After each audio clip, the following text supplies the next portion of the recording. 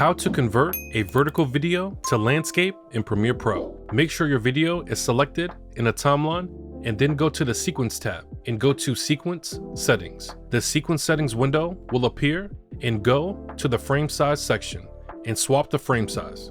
So if your vertical sequence frame size is 1080 by 1920, you want to change it to 1920 by 1080.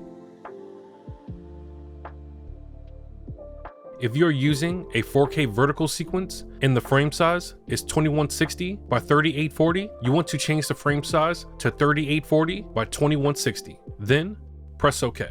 Now that we have changed our sequence settings, make sure your clip is still selected in the timeline. Then go to the Properties panel. And if you don't see the Properties panel, go to the Window tab and go to Properties. In the Properties panel, go to Rotation. If you want to rotate it clockwise, type in 90. And if you want to rotate your video counterclockwise, type in -90. And this is how you convert a vertical video to landscape in Premiere Pro. Like and subscribe for more Premiere Pro tutorials, and I'll see you on the next one.